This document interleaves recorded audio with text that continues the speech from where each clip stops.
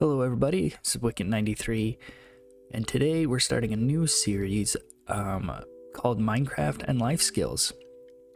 With this series, what I hope to do is play some Minecraft, and then while we're playing Minecraft, we can talk about certain life skills. Anything you want to talk about, we can talk about anytime you want. So let's go ahead and jump into it.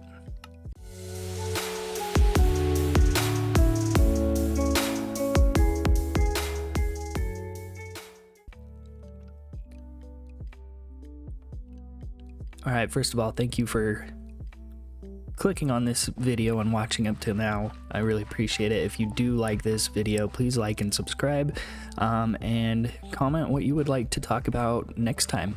I would love to hear what you guys want to talk about, what you want to know more about. So what I wanted to talk about this time is how a car works. A lot of people don't understand how a car moves. They just understand that you get in, you turn the key, it turns on, and you go where you want to go. And then when you have a problem with it, most people don't understand what they even need to do to fix it, which can lead to, all sorts of problems. You can end up at the shop, and then they're talking about car parts that you have no idea what they are, and they take advantage of you because you have no idea what you're talking about when it comes to fixing your car. So I wanted to talk about the basics of how a car moves today, and in the future we can go into greater detail of how to fix cars, how to change certain parts, and what all the parts do, and all of that. So today I just wanted to focus on how an internal combustion engine works and how it moves the tires. So an internal combustion engine works. Here, let me show you a picture right here. So this is a picture of basically the internal portion of an engine that most people don't see. So the internal combustion engine, you can see you've got a crankshaft and a piston. That's mostly what we're going to talk about today.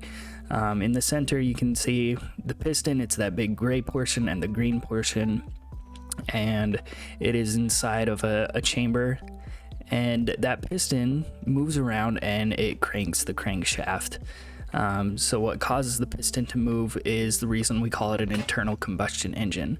There is an explosion, a literal explosion that happens just above the piston in the light blue area of the chamber.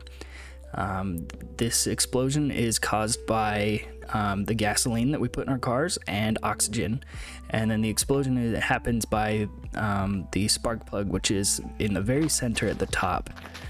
That spark plug just gives a tiny little spark and causes the explosion.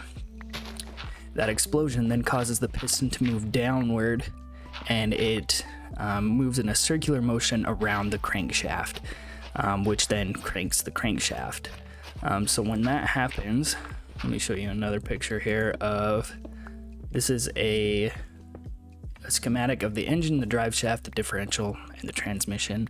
We won't talk about what the transmission does, but we'll talk about how the drive shaft and the engine work together. So every time that crankshaft spins around, it causes the drive shaft to spin as well. In your car, you probably have a dial that says RPMs. If you've ever wondered what the RPMs are, that is your rotations per minute, and it is basically how many times that drive shaft is rotating, or the crankshaft is rotating every minute. And so you can see that it's in the thousands per minute, 1,000, 2,000, 3,000 RPMs. So when that drive shaft is spinning, that is basically what causes your car to move. The drive shaft is connected to the differential, which basically changes the rotation of the drive shaft and makes it a lateral move so that it spins the axle as well, which is the two parts that connect the tires to the differential, and that causes the tires to move. So basically, as you're driving, when you step on the accelerator, it causes the crankshaft to move faster, which causes the drive shaft to move faster, which makes your tires move faster. That's like the most basic you can get when it comes to learning how a car works. You start with an explosion, which moves the piston around the crankshaft, which cranks the crankshaft around, which then moves the drive shaft, and then moves the axles, which moves the tires, and then causes your car to move forward.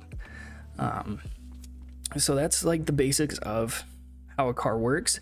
If you guys would like to know more about how a car works, how the transmission works, all of that, please let me know in the comments, and I would love to discuss it further.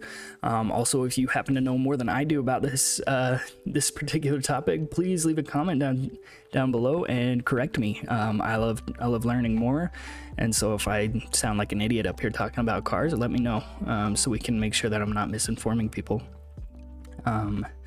So that is going to do it for our life skill today. But if you enjoyed this, please leave a like and subscribe if you want more. And honestly, thank you guys so much for watching up to this point. I really appreciate it. It helps me out a ton. Also comment things that you were never taught in school that you wish you were taught in school.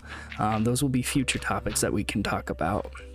And I know there's lots of them. I know people are always concerned about how they were never taught taxes or how a car works, like all sorts of different things. So please comment what you think we should do. Also in the next episode of in our Minecraft world, we're gonna finish up the house and try to get a better looking farm going, get some more cows, and also try to get into enchanting if we can, if we get enough cows, and fix up our wheat farm as well.